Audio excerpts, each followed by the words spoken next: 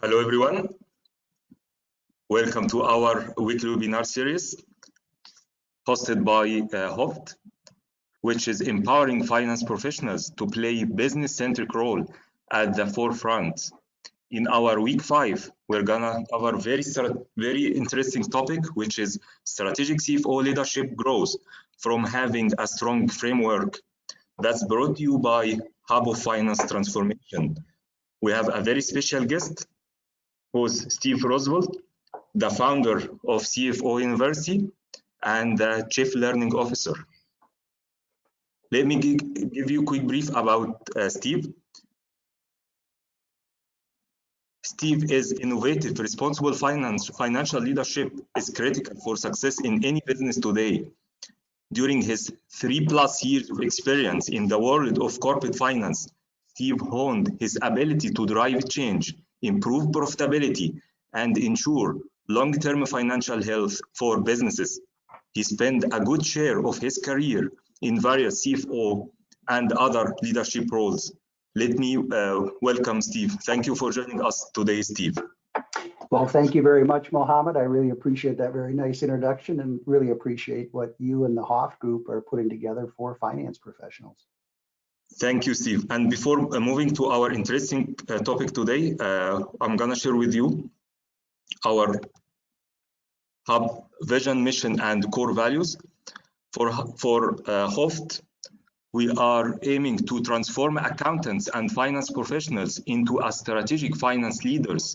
Our mission is to build a global network and community of highly polished, tech-savvy, and strategic-minded accounting and finance professionals with a unique ability to add tremendous amount of value to their employers, businesses, families, and communities. And those are our core value on the screen.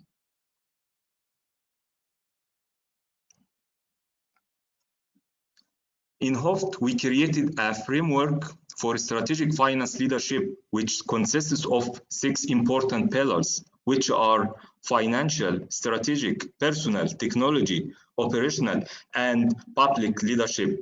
That's why we are focusing in our weekly webinars to develop those 6 pillars. Now, I would like to hand over my presentation to Steve. And Steve, it's over to you right now. Let me stop sharing.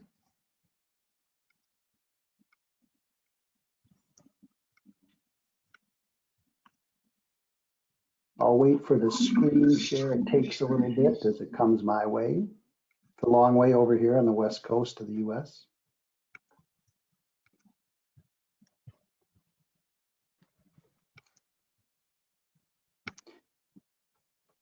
Well, I'm really happy to be here too. Really exciting to be able to talk to this group of professionals. You know, you guys are doing so much kind of in that area of the world on just learning and understanding and adding to the whole finance area. It's really exciting for me. So I'm really glad to be here. This what's my morning, your evening, and what I want to talk about is very similar to what pretty similar to what Mohammed just put on his screen.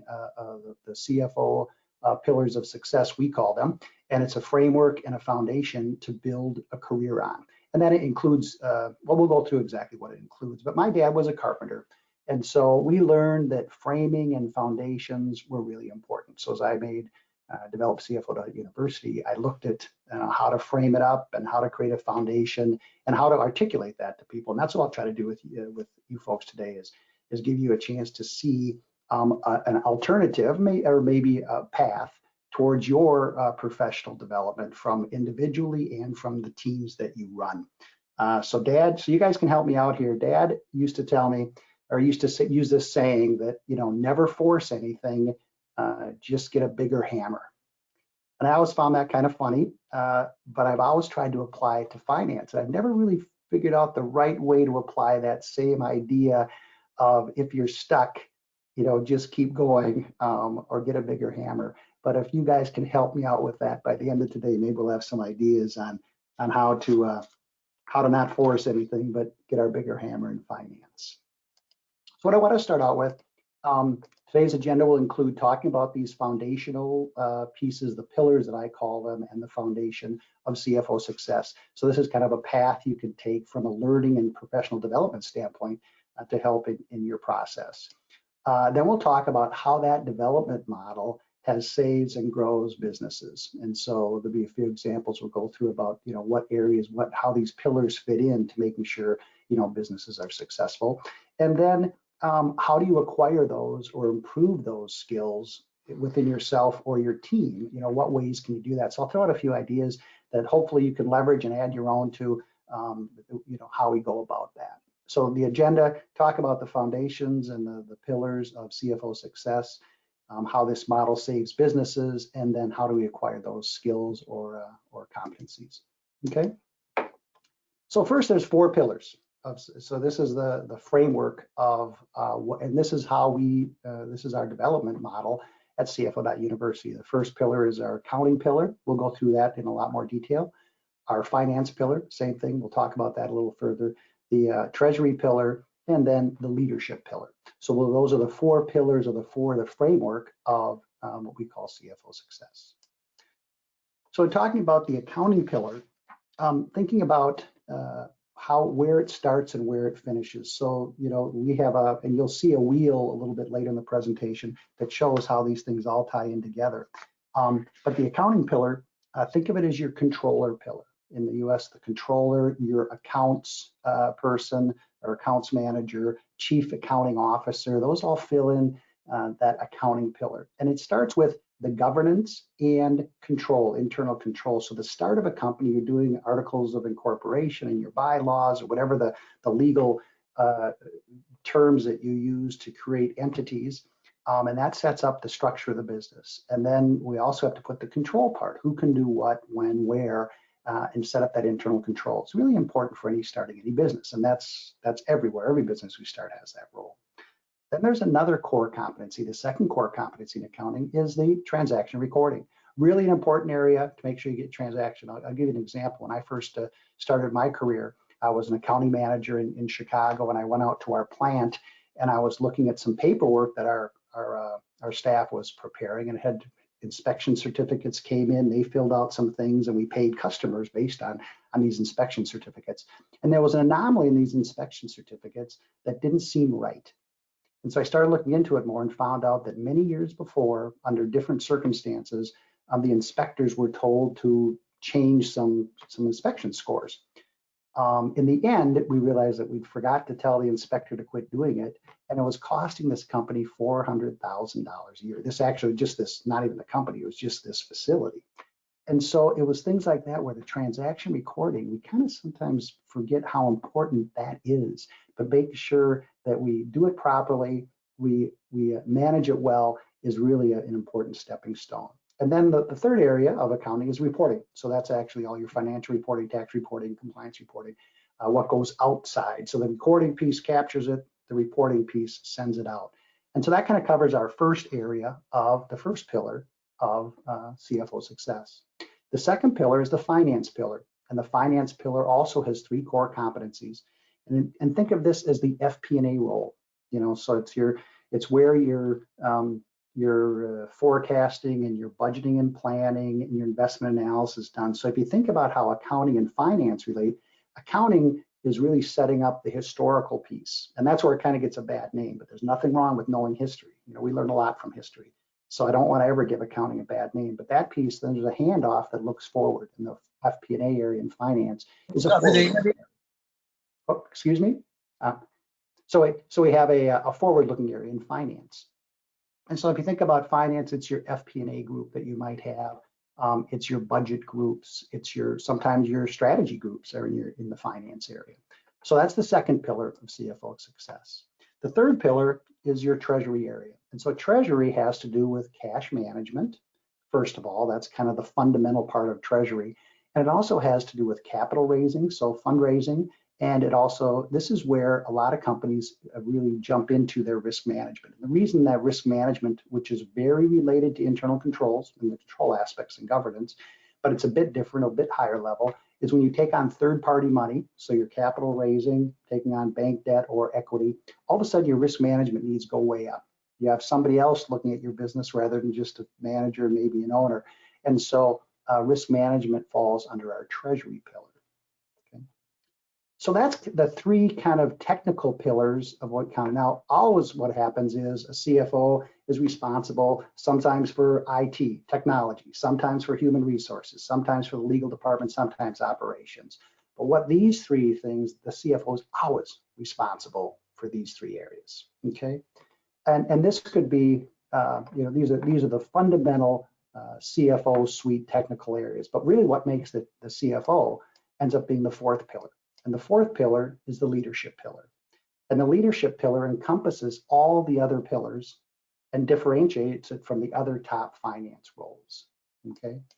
And leadership, the way we teach leadership and the way we suggest the development of leadership starts with self-awareness. So there's, again, three components under leadership, like there were under the other pillars, but starts with self-awareness, understanding oneself, which we don't think you can really teach teams unless you understand yourself well.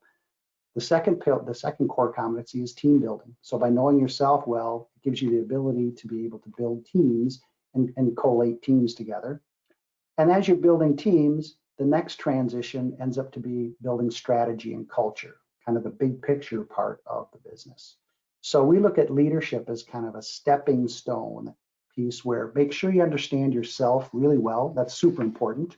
And making sure that you understand how others perceive you. And that gives you the ability to become a better leader, build teams, and eventually develop into a strategist and a culture builder for your company. So how they all overlay, they all fit in where leadership encompasses these other three pillars, and each of those pillars of the framework has three competencies involved. And the reason why I think this is important is I think it gives us a way to explain what the CFO does. And if I don't know how many times people have said, just what do you do? And I think it's a common question for business leaders in general. The CEO might know not what you do. The board chair might not know. And so this gives a pretty succinct way of explaining kind of what our role is. So appreciate that. And it helps us. So going through that, I'll take a second here and just let anybody who has any questions.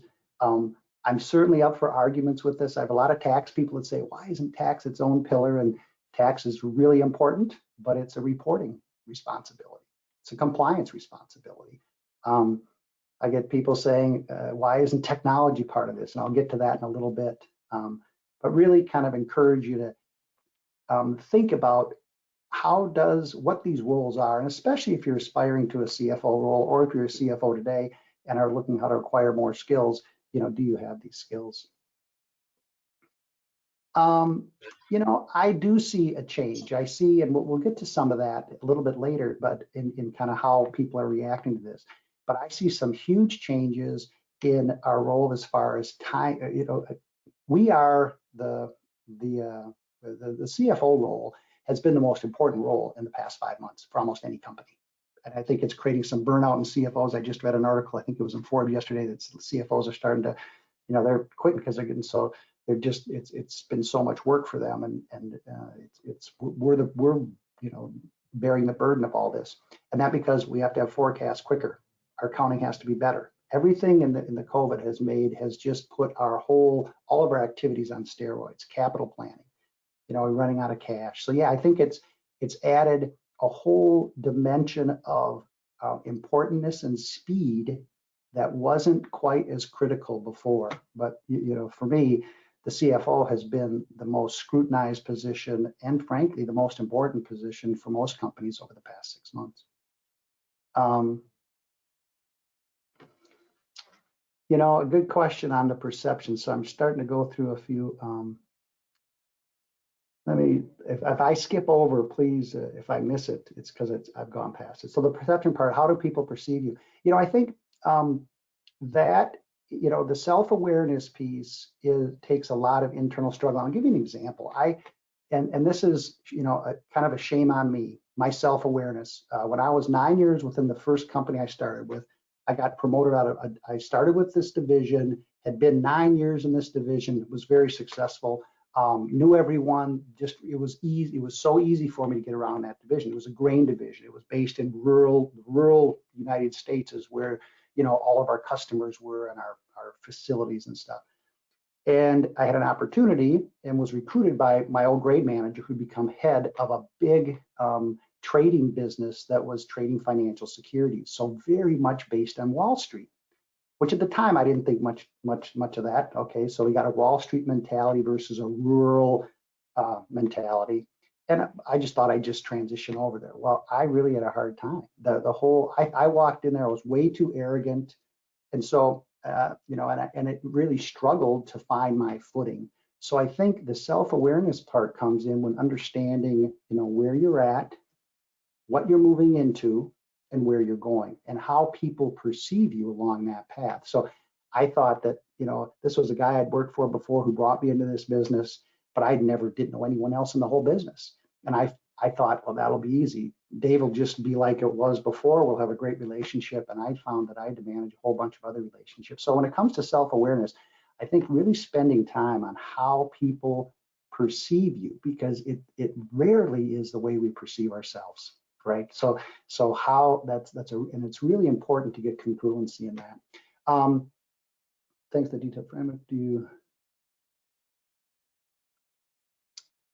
I think that accountants are trained in IFRS and GAAP, but we all come from the same family. So one thing I really like to make, when people start bashing one of the other, like when the FP&A people talk about accounting derogatory, we all come from the same roots, right? We know financial statements. We all understand that our roots are in the financial statements, balance sheets, income statements, cash flows, and we project that way.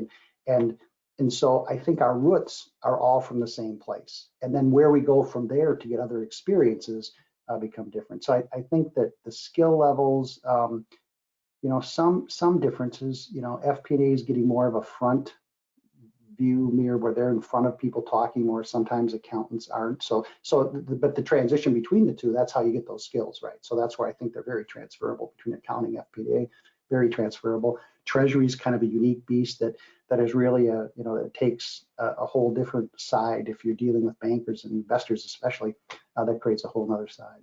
It takes some time. Not sure if I answered your question, but I sure tried. The leadership pillar is the one that differentiates us. We had a lot of accountants that can do accounting, a lot of FP&A people, treasurers that learn how to do treasury. But the leadership part, where you can, how you get people to buy into the direction you're going, takes a lot of thought, a lot of presence, and a lot of self-awareness, team building, a lot of experience. So, and it's the way you treat people. So in the end, that's a mindset. It's how you treat people, and they're all very valuable. We'll talk about that a little bit later too. Do you see IT risks as high as many fun? Oh geez, yeah. I mean the big. So we all rushed to home remote work and didn't really knew we had to do this, but didn't realize the cybersecurity risk. I mean, we did, but we didn't think about it because we had to get our jobs done. So I think that's a huge risk area in technology, that all these people, we have all these nodes. We had one node before in the office that we could protect. Now we have everyone's home system that we have to worry about. So I think that's a huge risk factor. Thanks, thank you, Tesh. Good. So thank you for those questions, and we'll go on to the next part of this, which is, so we've got our framework now, our 4 pillars. Now we'll go on to, every framework needs a good foundation to stand on, or it can't last. And so I'll take you just a few minutes to walk through that. So our foundation is made up of 3 critical components, and this is where we'll hit the technology piece that kind of is missing, some people say is missing, and a few other areas. But these are all required to really have a successful career. And the first one is talent management. So, the human resource side of things. But I look at talent management as one of our key roles, and it's really a superpower of ours, right? If you can take, you're one person, you can do as much as one person can. If you can build a team, that's where your superpower comes in, right? So building that team to be able to accomplish things. And that's where, sometimes we forget that energy is really well spent. That's an investment. Your investment in time in training and developing and understanding what the needs are of your business and the people, that is all really high return investment that, doesn't show up on a balance sheet anywhere.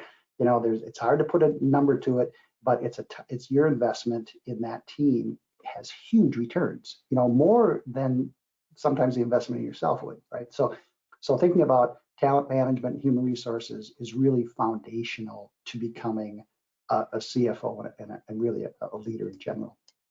The second area, technological savvy. I'm not a technologist, but I've always had good technology people around me. So I think that the key there is making sure you have great resources available to you. And that might be a technology manager, it might be a consultant, but making sure that you don't get behind the curve on technology, especially today. It's so critical that we're on the technology bandwagon and understanding what the value is. So that's really important.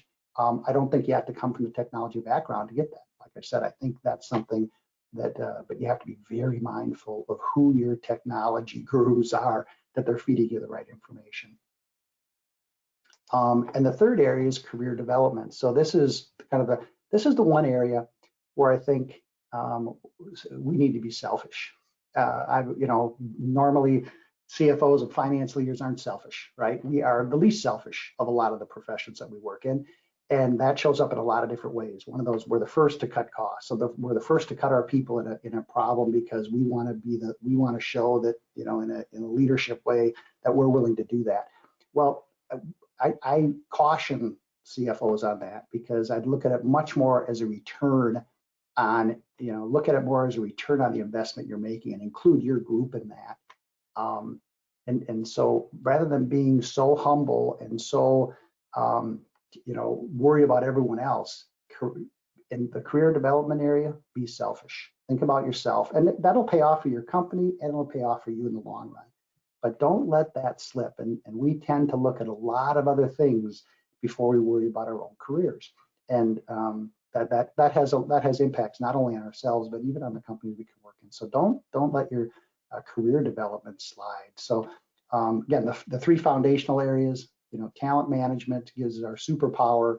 Technology is kind of staying on the front edge of that, so critical today, or you'll get behind and can lose out quickly. And then be selfish on your own career management, what you're doing to improve yourself. Okay. So then we put these two together. So let's take our framework or our 4 pillars, and let's add these three foundational pieces, and that gives us this professional development toolkit. So thinking about that, and it's not much different than what Mohammed was going over earlier. Kind of it's some different words and different ways to think about it. But I think these all give you a framework to be able to describe your job and to determine how do I have the pieces I need to be successful, and how do I get those if I don't have them? And success comes in different ways. What we're training at CFO.University is for the CFO to train for CFOs. A lot of people wouldn't even figure that's success. They may think something other success, but that's how we kind of focus on building CFOs at CFO.University. So we'll take another quick break where we can answer some questions. Finance professional role is drastically changing business partner. I think so. And the question was, the CFO role, is it one of the best prepared to be CEOs? I think so. But not necessarily because just the 4 pillars. I think those are great introductions and they really help you understand the business. But what I see happening is CFOs taking on other roles. I know 2 CFOs here on the West Coast that are taking on. One has the whole operations side of the business and the CFO role, and the other one has a supply chain role, a really critical supply chain role. So they're finding ways to round out getting prepared to be CEOs.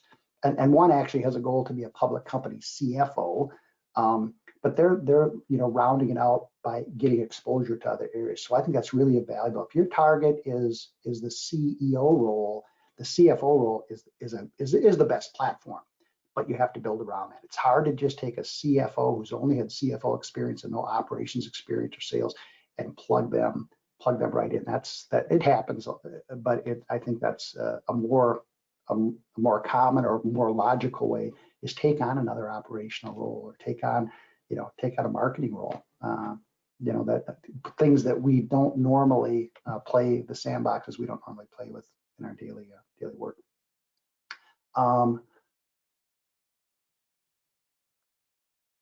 Yeah, the data science thing is really interesting because who was I talking to? They were hiring, and it was a pretty big company, and they weren't hiring finance and accounting people for FP&A. They were hiring engineers.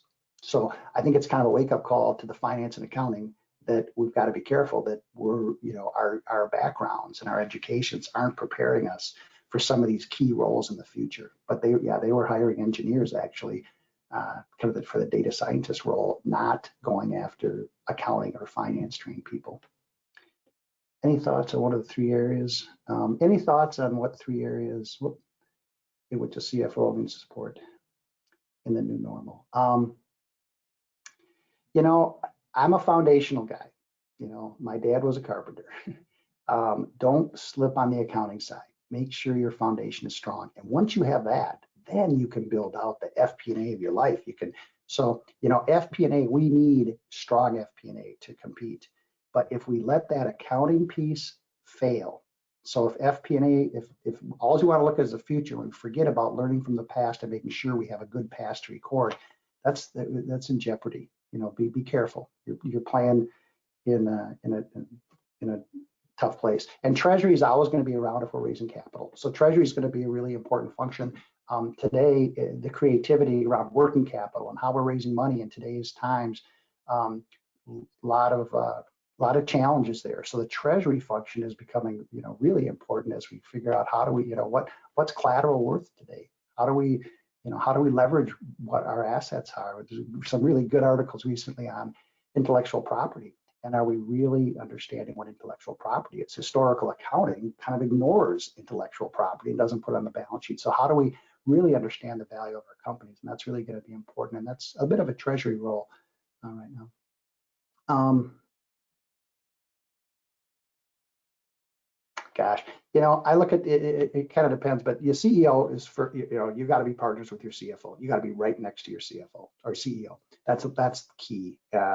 I think that, and it sometimes it gets to be tricky, but it's important, the chairman of the board or the chairperson of the board. You need to be, understand what they need. As far as the management team, that's going to depend, it's going to depend on what type of company you're in. Is it operationally important? Is it a sales driven company? But, giving the due respect to the leaders that you're teamed with, is really important.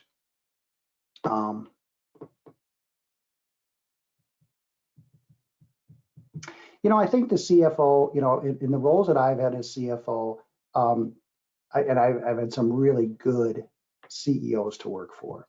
And so from that, I've always felt like they invited me in to every significant decision they made, they invited me in.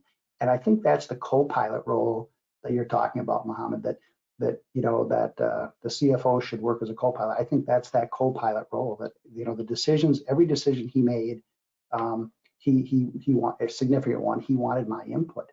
And so that takes a really good partnership, a good relationship. And so I think that's when I think of co-pilot, I think of that role as somebody who, the key decisions are made. And I've always felt, and if you're ever in a role, by the way, that you don't feel that you have access to everything, be careful. That's a risky place to be. And so that's one of the things whenever I have been a CFO, one of the first questions I ask or actually demand is, I need to have access to everything. There's nothing that is not available, because you put yourself at risk. You're the fiduciary responsibility for the company, the shareholders, and all this. And so it's one thing, make sure you have access to everything. Okay.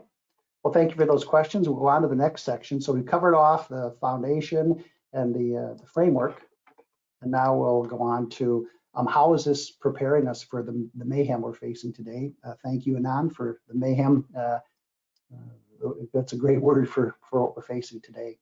So I kind of put these in each of our foundational pillar or foundations in our pillars. So I kind of answered it in a way that hopefully this will help you in mindset on how we approach things. So think of our accounting pillar, cost control, internal controls. We're kind of putting our thumbs on things. And I think the mindset has to change a little bit to be, rather than just cost control and fighting costs, it's actually return based.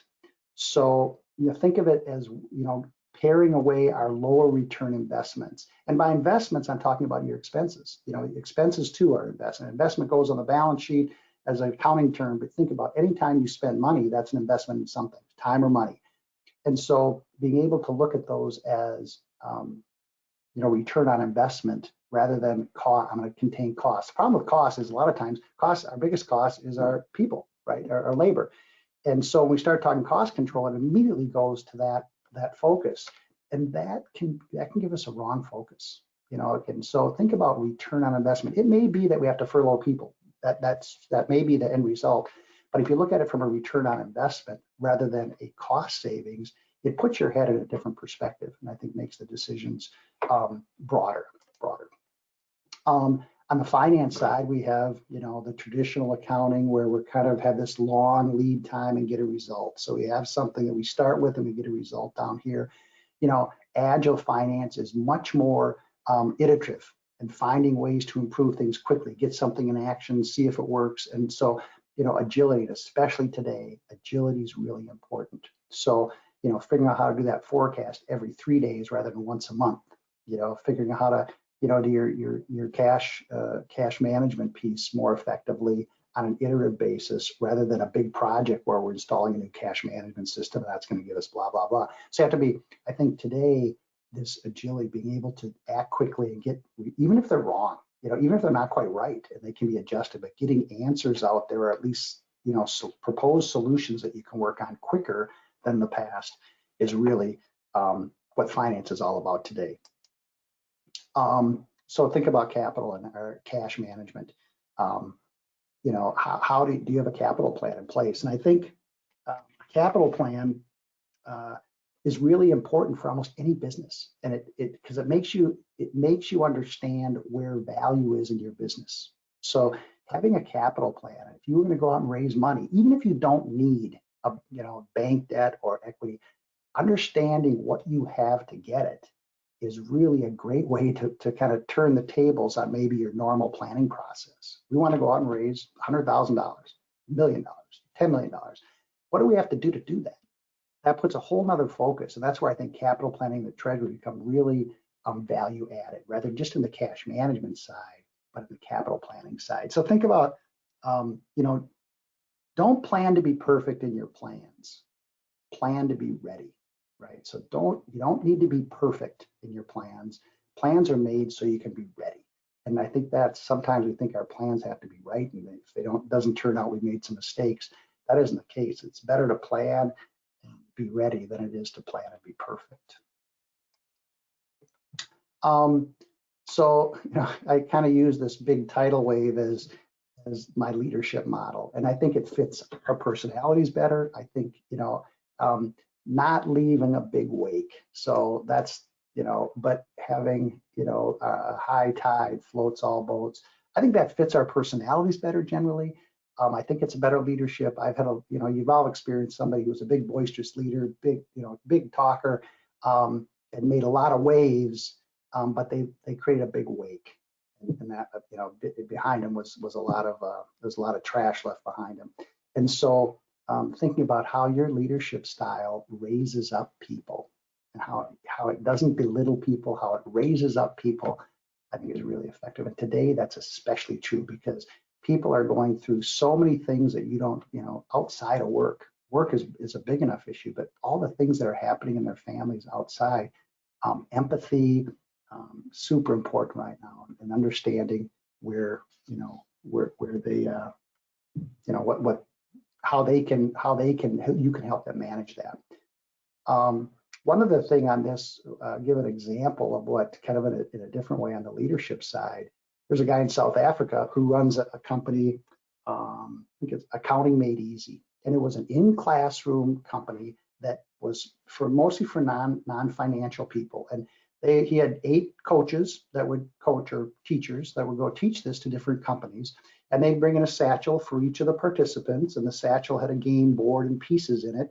And when COVID hit, his business went dead because nobody was meeting anymore. And within 5 months, he turned his business around. So this is and he did it because I have 8 people I have to take care of. My 8 teachers, I have to take care of these. He hired a developer, and he created his game on where you can play it on Zoom, or I'm not sure what technology, but they can play it and it's even, it works better because the teacher can see everyone's board at the same time. People move things back and forth, and it's a 6-hour course that I think he's kind of trimmed down. But he's used this time from a leadership standpoint. Said, I'm going to keep my people employed. I'm going to find a way to use this. So not only does he have a different business model, because now instead of having 60 million people in South Africa that he can sell this product to, he can sell it to 8 billion people on the globe. So he's in that type of strategic thinking and caring for your people is what this whole thing is about, as far as potential for where people can go. So it's a great story on what he's created and what he's done for his folks, and frankly what it's going to do for the finance community. Because the other big superpower we have, by the way, I think our teams, fantastic, build great teams. But there are outside of our teams, all the employees at our companies, if we can teach them a little bit of finance, and they can understand why it's important to get the invoice right. If we can teach them a little bit, that's another superpower for us. So it's another place I encourage people to kind of tap into, leaders that don't hesitate to teach kind of some remedial accounting and finance to all the employees in your company, because it will help you as a CFO. Well, let's see. I think maybe we'll go through. So we went through the pillars. The accounting, finance, treasury, leadership is kind of how we're being impacted today. And let's talk about them foundationally. So think about your human capital, your talent, and what remote work has done for your human talent, your human capital. So it's helped us get through this. Some people love it. Some companies love it. I think there'll be some long-lasting remote work done. That'll be at a cheaper cost. So you're going to have all kinds of disruptions from remote work. But one of the big ones is think about where work needs to be done. I mean, we've had outsourcing of AP and outsourcing of AR, and we've done tax, but this is our level work. It's going to be, our level work is going to be outsourced. So we can look at that as that's scary, because now all of a sudden I'm going to compete globally with my services or we can look at it as an opportunity. My services are now available everywhere. So it's kind of an interesting paradigm shift. I think it's going to catch up with us over a while. I think companies still are pretty structured on, hey, we have our employees, we're going to build our employees. But I think for professionals, this whole idea of the, and I don't call it outsourcing, I call it, everywhere, ever sourcing, where your talents are going to be, available anywhere. And companies are also going to be able to get talent anywhere. So where we work from has become less and less important. And so that has a lot of implications that I think we can capture some of those today. So if you have really hard positions, I know that there was a gentleman, a CFO down in Central California, and he's in kind of he's in the agriculture industry in a rural area, and he's having a hard time finding a resource he needs in his accounting because he just doesn't have anything within 50. There's nobody within 50 miles. Well, he doesn't have to worry about that anymore. He can go 5,000 miles away and probably get it. So I think it's going to change the way our staffs are made up. Diversity has become more important. We're going to have to be, technology is going to become really important. And speaking of technology, so this is one of the other foundational areas. So just think about, how we need to define our high return projects technology-wise. And so this is not a strength of a lot of CFOs necessarily. So getting our employees to help us on the digital journey with ideas, and getting our consultants, making sure that our framework is analyzed in a way that we can do the most high valued digital investment rather than the easiest. So one of the things I think we got to be careful of is where we're putting our investment in technology, because it shouldn't be where it's easy. It should be where it's got the highest return. And that's sometimes, you know, think about what was it the other day? Yeah, so if you have a technology, so let's say you had a big project on T&E, so your travel and expense, you're going to do travel and expense, and you did that before COVID. Is travel and expense going to be a big deal in the future for your company? You know, so many companies are pulling back. So kind of readjusting from COVID, what's changing our business and how does that change our investment portfolio for technology is something we should all be asking ourselves. And then finally, the investment in your career. So, you know, again, I put a lot of value on this. I think it's really super important. And growing the asset side of our career balance sheet is important. And we'll go through a few steps on some ideas on how to do that, at least conceptually, in the last part of the presentation. So with that, we'll go back to some questions. So we covered off what the 4 pillars are and the framework. We've talked about a little bit in COVID, you know, how these different frameworks and the foundation have been impacted and what we can do about that.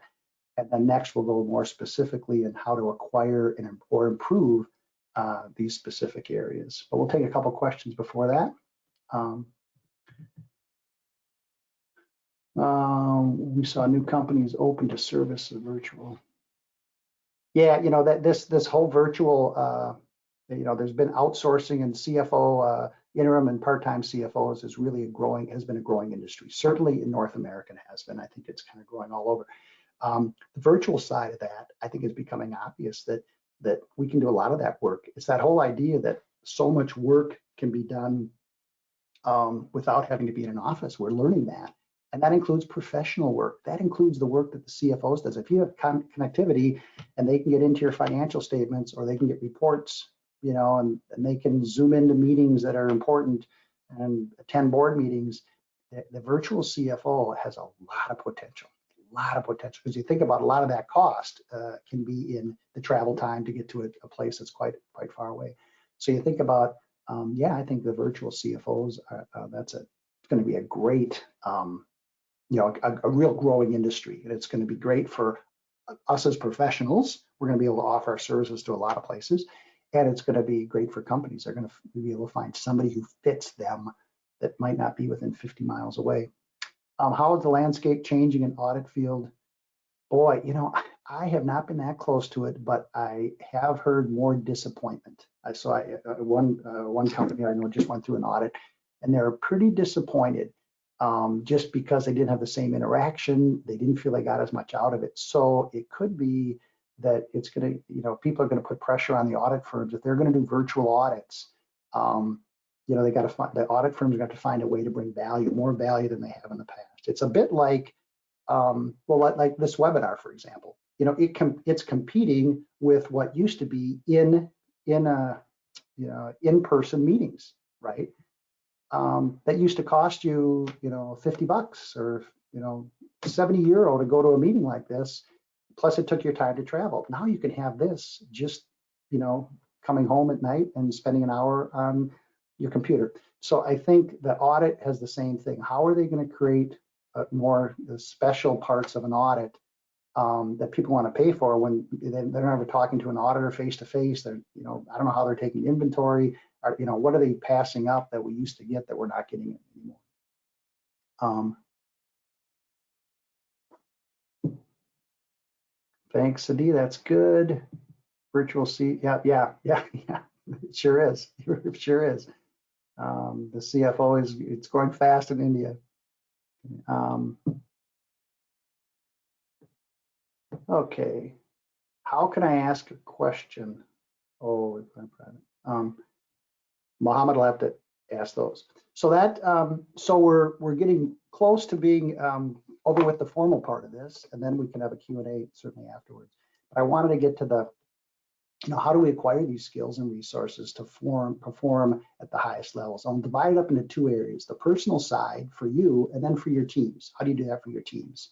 So if we think about kind of the steps that you'd go through, So, we're great at making balance sheets, right? That's our life, right? Make financial statements. We know them very well. We understand value and what equity means. And so take your own inventory of your professional balance sheet. So, really understand what, and by professional, that's different than just you, right? Professional is what people will pay for. So what about you will people pay for? What experiences? So think of that. What type of education can help, your certifications, networks, things like that. So figure out what those assets are. Then and hopefully they're things that you want to do, right? So that's important too. And liabilities, so you might have some loans and but one of the big liabilities, and I bring this up because I think and I forgot to put it on the liability list, but it's relationships. So it gives us, by putting relationships as a liability, a potential liability, it focuses on making sure we don't have any of them. So it puts us in the right mode to treat people properly, right? So if you have a bunch of relationships on the liability side of your balance sheet, that's going to restrict your growth. If it's in the company you're working at today and they're leaders of the company, it's really going to restrict your growth. So think about, how the relationship building part, which, it isn't, kissing someone's butt. It isn't that type of thing. It's building a relationship that people appreciate what you do and you're able to appreciate them. And so making sure, so it's on the balance sheet, but make sure you don't make the mistake I did. Put relationship on the liability side and work hard to make sure it's always zero, right? That's if you can do that, I think you'll do well. But we don't, think of ourselves as a balance sheet, and we are. And so I'd be curious. I've done mine, and it wasn't as much equity at the bottom as I hoped. So I got to keep working on that. But it makes us think about our professional development a little differently. From that, you can create a professional development plan. And we have a form at CFO.university I'm happy to share with you that's pretty simple. I think it's 2 or 3 pages, but it just makes you write down the steps you're going to take. Makes you think about, what do I want to be when I grow up, and then what steps can I take? And remember, a plan isn't meant to be perfect. It's meant to make you ready. Be prepared. So don't expect your plan not to be changing all the time, but by that foresight and forethought you give into what you want to do in the future, it gives you the right steps. So a professional development plan is important, and then seek out the forums that meet your plan. So I'll go through a couple of what I mean by that. At work, so your work, if your boss is the one setting all your objectives, you're not managing your career very well, right? So make sure that you are taking steps to, include your objectives for your professional development in your plans at work. So that's really important because you're adding value to the company by doing new things yourself, and there may be things that the company isn't aware of that you've been doing or that you could do that could really help the company. So work objectives really important in career management. It's kind of obvious, but a lot of us. A lot of it in the past I've seen where people kind of take what the boss tells them to do, and that's kind of what becomes their objectives, and that's really not the way to manage your career. The next one you guys all completely get because you're all here. It's it's almost what, 10 o'clock or 10 o'clock at night, and you guys are up listening to this, so you get the networks and how important they are. So finding your right network is important. Where's your space? And it might be HOFT. So there's a great finance networking forum and other places, but find where your home is and leverage that as much as you can. And obviously, I'm preaching to the choir here because you're all here. And then structuring your formal education. So what does that mean? That might be a class. You might get an MBA. It might be classes at a community college. It might be online courses at a CFO.university. It might be something that, what fits your schedule, your budget, and what you want to accomplish. So, give some thought to formal education. And then this is becoming much more popular, the mentor coach thing. Anyway, check on that and see if you, on the mentor coach, if you, it's become, when I was first starting my career, mentors were more popular. Coaches, you saw it more for for sports athletes, but I think it's becoming much more popular for senior executives. So it's something to look into as far as, what do you need that those other areas aren't able to give you? So formal education, my work experience, and my networks, is there something else that I can high leverage where a coach could help me? Okay. And we're almost getting to the end, and we can take some questions, but from so in general, so we went through the personal side, what you can do, and the CFO suite. So this is almost like what you can do. It's very similar, but it's for your people. It's very similar to doing it for yourself, but it's all for the people that work for you. So determine your requirements of your staff. So there's I call it the accounting, finance, treasury assessment, but assessing your group and it ends up being a gap analysis in the end, but it's what requirements do I have and what do we have in place and how do we fill those? And this is a forward-looking thing, right? It's what are we going to need in the next year?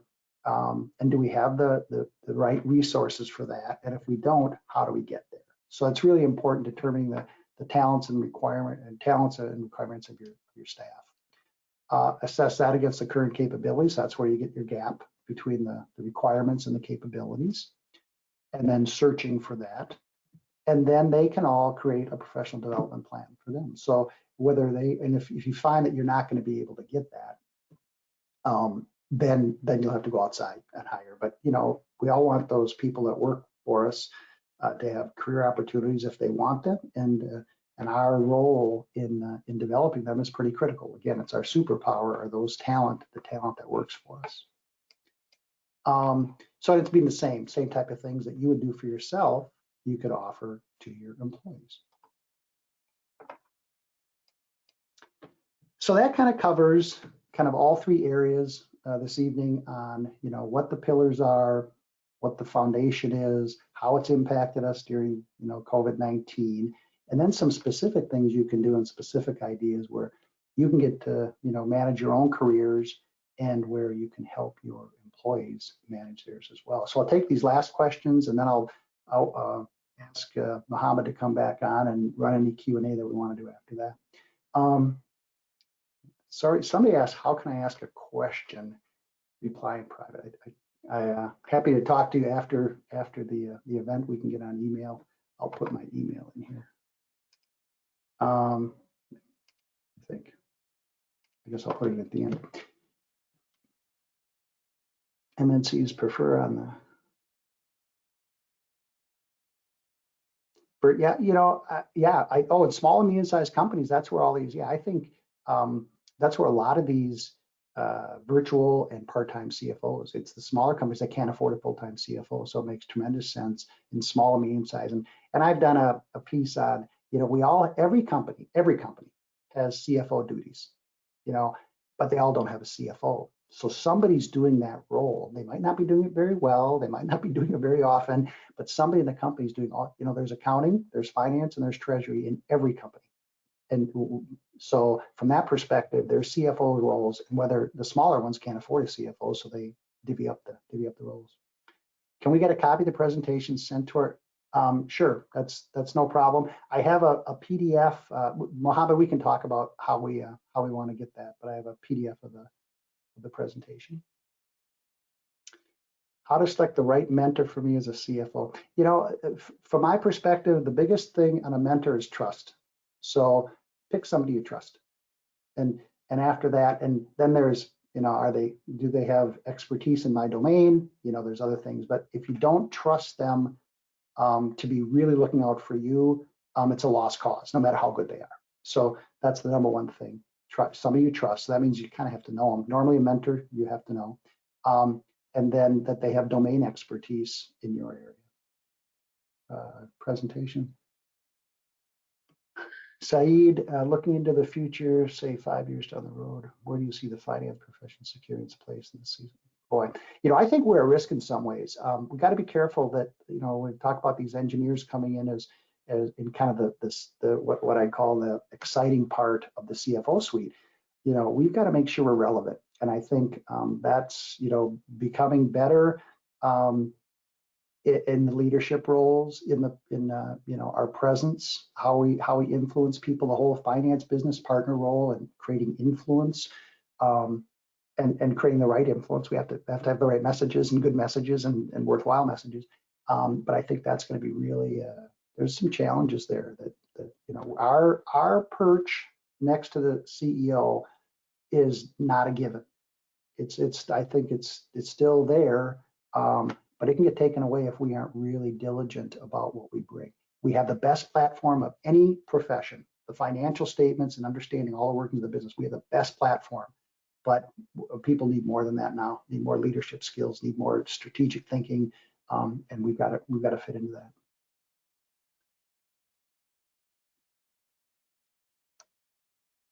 Yeah, Sadia, we end up, what we give is, we give a certificate at the end of our courses when you complete our courses. Who's using those yet?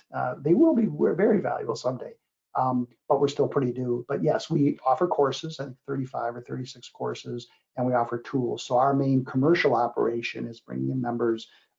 They take classes. We have a lot of content on our website at CFO.university. That is really helpful, I think, to CFOs. It's practical. We're not trying to compete with the MBA schools or anything like that. And corporate finance, 18 years experience. So Mohammed, what should I do to be a CFO? I mean, if you've been in treasury and corporate finance for 18 years, you're pretty close. You're not. My guess is you're not that far from being a CFO. One of the ways that you can check that is we have a CFO readiness assessment. And so it's really experiential, but it shows you, and just because you haven't had corporate accounting experience doesn't mean you can't be a CFO, right? So there's a lot of CFOs, a lot of treasurers that become CFOs that never spend time in corporate accounting. So I would, assess your skills and look at job postings for CFOs and see what the qualities are. There may be one that really has a high, treasury and FP&A function, and maybe they got a great corporate controller already. So, I would say 18 years, you're ready to be a CFO. If you performed well in your roles, you're ready. CFOs need to be tech savvy. I think we needed to be tech savvy before, but I think right now it's on steroids, right? So it's like, we've got to be better now than we have been. And that's not because we were bad before, but companies need us to be better now. And so how are we open-minded enough to accept the inputs we need and process them to make the best decisions? And that's, creating some capacity ourselves. And how we create capacity ourselves is by training others. That talent, that superpower we have is the talent that we have working for us. We need to make sure that we tap into that superpower so we have more capacity to do the things like how do we fight COVID, and how do we stay tech savvy?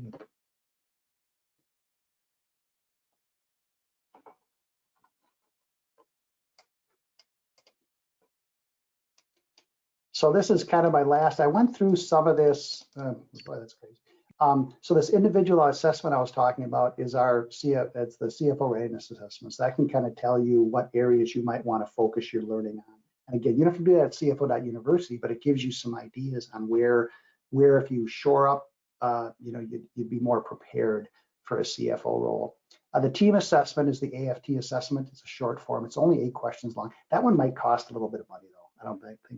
But if you I will send that to you if you and the AFT assessment, it's 8 questions that kind of gauges how your the CFO suite is working today. So it's very simple, but it falls along our pillars and it makes a lot of sense. But if you ask me for that, I'll send you a copy of the short form AFT assessment, and the professional development plan too. That I have that in a Word document. I don't think I have it on the website.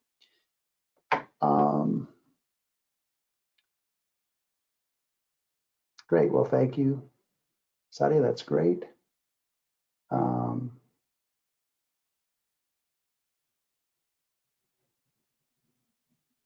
I think that there's a tech piece that I think younger CFOs have an advantage on, and there's an experience piece that older CFOs have an advantage on. So I think they kind of blend. So I think finding you know, and I find this a lot of young CFOs are really open to coaching. And I think that can be really valuable to them, but they recognize the value of the experience side. But they also recognize they have some unique value themselves of things that they're really comfortable with that maybe older CFOs aren't.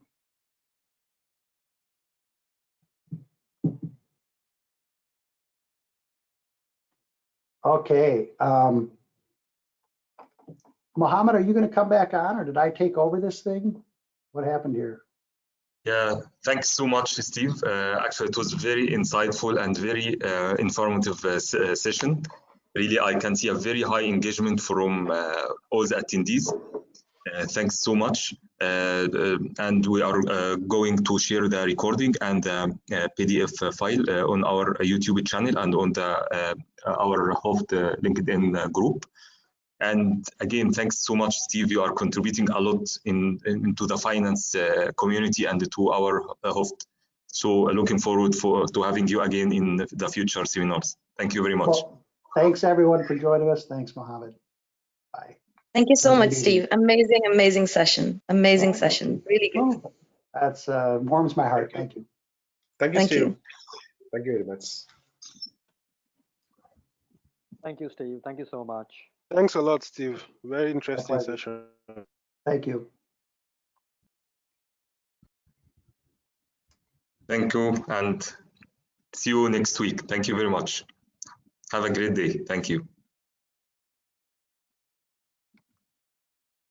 Good session by Steve.